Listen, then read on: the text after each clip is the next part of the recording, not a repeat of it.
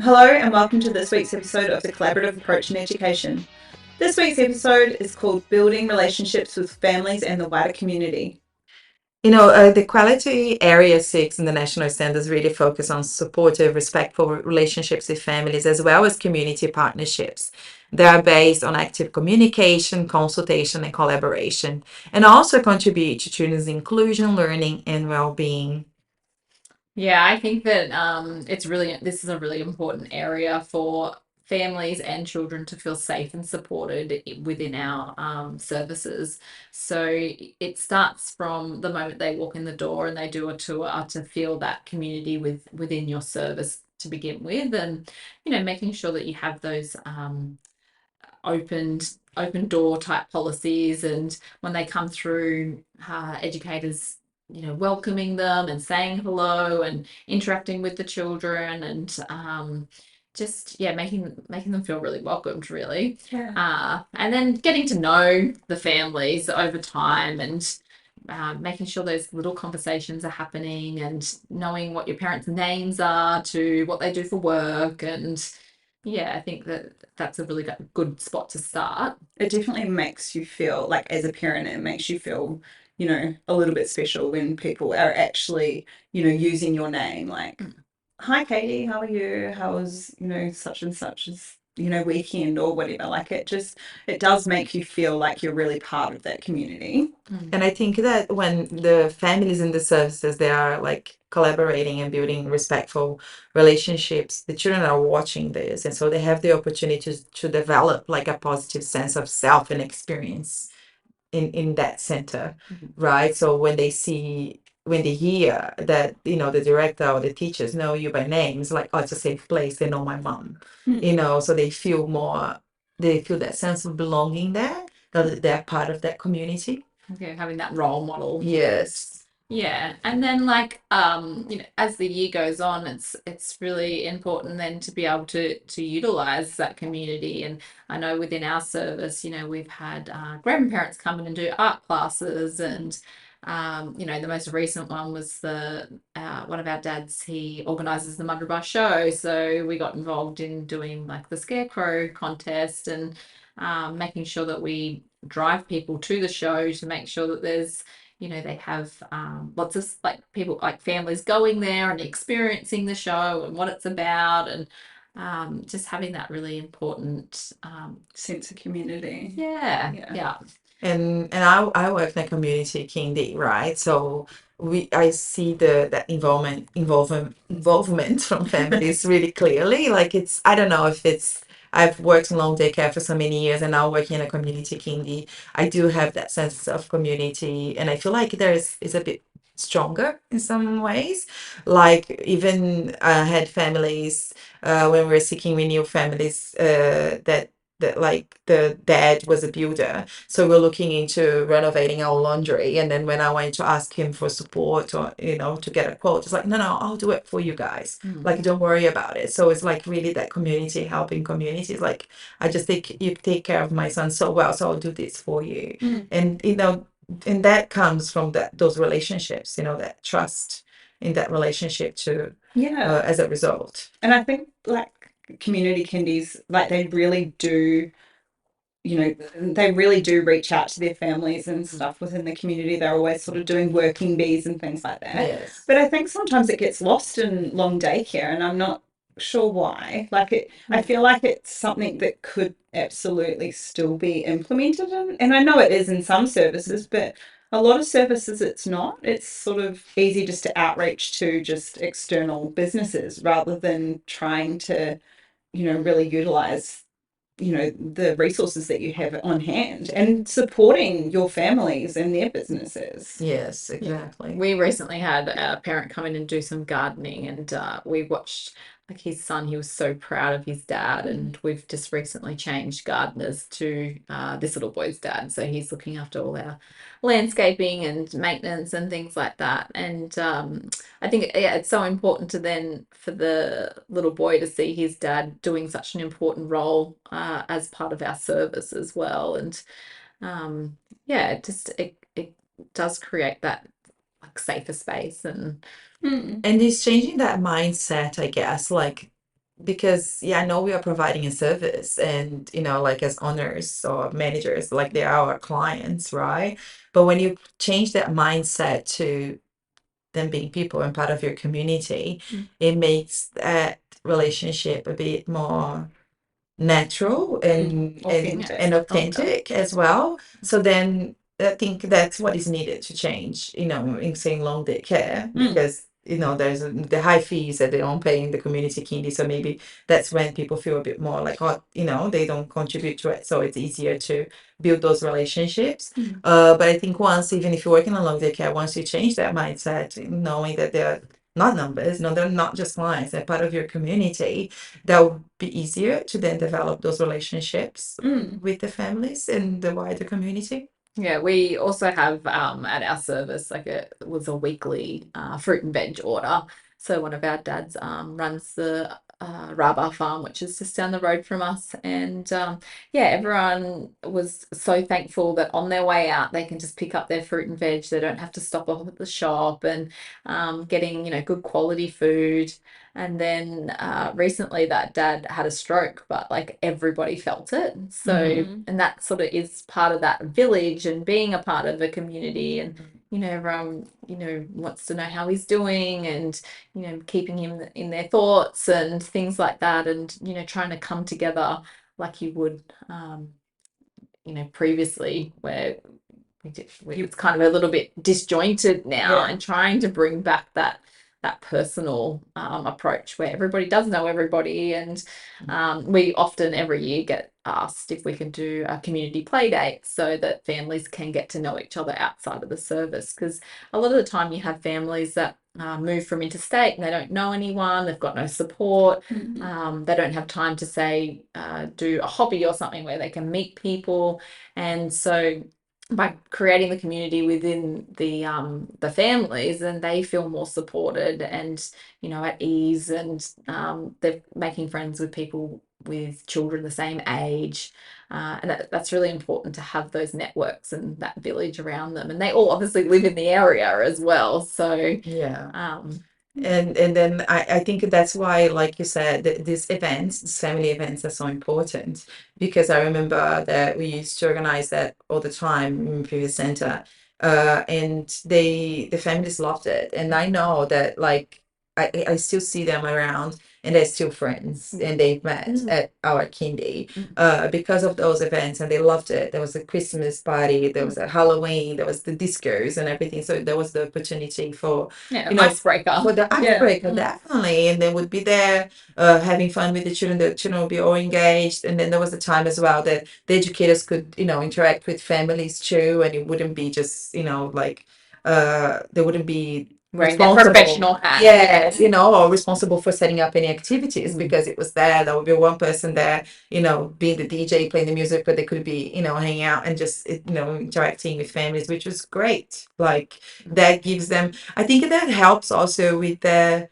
tolerance as well, and towards whatever happens, if there's a shoe that's lost in the end of the day, they tend to not to overreact, but also because they see you as humans, and also those tricky conversations when you've got those really strong strong relationships. When you need to have a tricky conversation with a parent, they really value what you have to say, because you've put the time, the effort into getting to know them, but also their children because you're with them all day, but getting to know them, how they work, what's going to work for them. Because I've got a family that has a lot going on with one of their children, and then recently we're kind of like, oh, there might be something going on with the other child, and their first child just takes up so much of their time, and we all feel for them. But the way we approach that situation is so different, because we've got to know them so well, and what is stressing them out at the moment, and is this the right time to have that conversation and things like that. So it is a really important way to make sure that when you are delivering the message, it's well received and things like that as well. Yeah. And I think another, the wider community is another area which is really important. Your allied health professionals, yeah, even your school communities that are around you, aged care facilities. Like we used to attend one of the aged care facilities with our kindy children, and we used to sing songs, and the children would engage in some craft activities and things like that. And that multi-generational, those interactions were just so heartwarming to watch. And it wasn't just the children getting amazing experiences out of that, it was the elderly people as well. And quite a few of our children didn't have like they didn't have grandparents around, whether it was because they'd passed away, or because they were interstate, or from a different country. So it was really beautiful to see those interactions happening. Really important to have those relationships with your local schools as well, and ensuring that children have the opportunity to do like those transitions. Yeah, effective transitions. And getting, I guess, the schools also supporting you in providing information to the families about what's expected when they go to prep. And well, one of the things like teachers that. we've got 3 schools in our area, and the teachers always come in, and one does the story time once a month, and then they do the parent teacher nights to say, talk about what's expected. And I think that's really important. But yeah, going back to your with the elderly, we go to a day respite for people with dementia. And there was this one lady there that she was not engaging, she wasn't speaking. They weren't having much like luck with engaging her in the activities. And anyway, we came over, and they were just all so amazed and videoing her, and just like constantly saying, we can't believe that how open she is and how happy she is today having the children around. And it was like she went right back to just really enjoying life again. And it was just such a nice thing to be a part of. And then I like that brings me memories as well, because we had a project with Feroz Care, and they used to then bring their elderly people to our center, right? And once a week they would go. And some of the things that I noticed is that, say, later in life, you kind of like, because you're not working anymore, you don't feel like you have a purpose. So I was like, I'll give them a purpose. So what I did a whole project on the Abecedarian approach. So what I did was, like, I taught them the Abecedarian approach strategies on how to read for children, and having that one-on-one time. And then we had 5 people that would come to our center. They would go to the classroom, they would sit down. We had the Abecedarian corner, and then in each classroom with the books and everything. So they would sit down there and sit down with the children one by one and read it to them. Could you just explain what that approach is? Yeah. So the Abecedarian approach has like different strategies on how to support children's vocabulary development. Also, they have strategies on how you read books and how you get children to engage and interact with you through those stories. And they have like a lot of storytelling in that way. And because that's one of the things that most of the people that came to that program, when I announced it, they all said how much they loved reading. And I asked them, how can you share all your vocabulary with them as well? Like, if there is a book that you're reading that the children don't understand, you can actually explain to them in a way with different words. I don't want you to dumb it down to them. I want you to actually use your vocabulary and use your experience. There was like one lady that she spoke Japanese, and then I was like, can you teach them some Japanese, and you can teach some words, and she loved it. So there would be different strategies from babies to older children. So with the babies, it was more like getting them to look at the pictures and pointing at them and repeating the words and sounds after them, and they loved it. So lucky, some of them, there was one that said, I love babies. I'm like, okay, you're gonna be with the babies. The other one's like, no, I prefer the older ones. And it was great. And like Katie was saying, some of the children, they didn't have grandparents, so they were like coming to them and saying like, oh, your skin is so different. Why do you have these spots? And and it was so interesting to see how some children that were actually not really like friendly or open to new people, they were actually really connected to the elderly people that were opening up coming. their experiences. Yeah. because we obviously we delved right into what's a memory, like when it was Yes. around the people with dementia, and there's a really good book around that, and it was really interesting because the children have never thought of memory, like Yes. what does that mean? So that in itself opened up just such a wide thinking and yeah, problem solving, and a thing that they hadn't it happens automatically. They don't realize it happens automatically, but something like, oh yeah, like that's in the past, and now we're like talking about it, and Yes. Yeah, it's pretty amazing the learning opportunities that come from all these experiences that from we the take for community. that we Yeah. take for granted Yeah. on, like an everyday, Mm. until we sort of see it in children and them learning it. Like we Yeah. kind of forget, sort of like learning, English, like we just automatically do it and you don't really think about it. But when you have the opportunity to kind of see these things and understand that, some of these children haven't experienced these things before, it kind And it's as easy as like saying if you know your parents really well, what are you interested in? What jobs do you do? I mean, having your police, paramedic, fire man come in and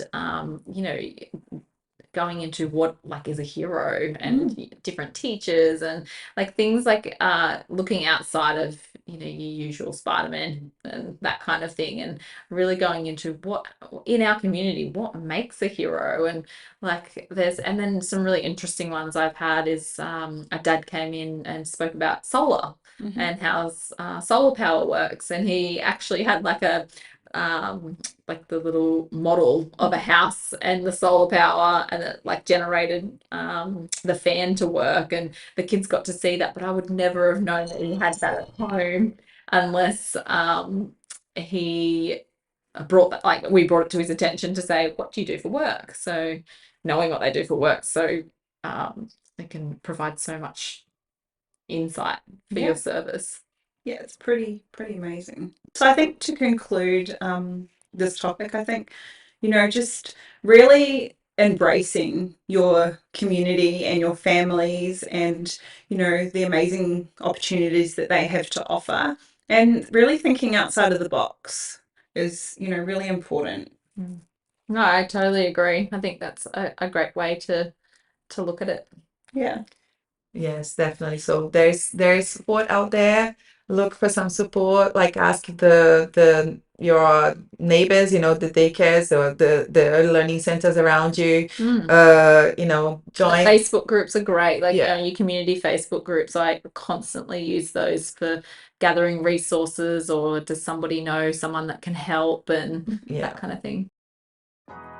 Thank you for joining us for another episode of the Collaborative Approach in Education.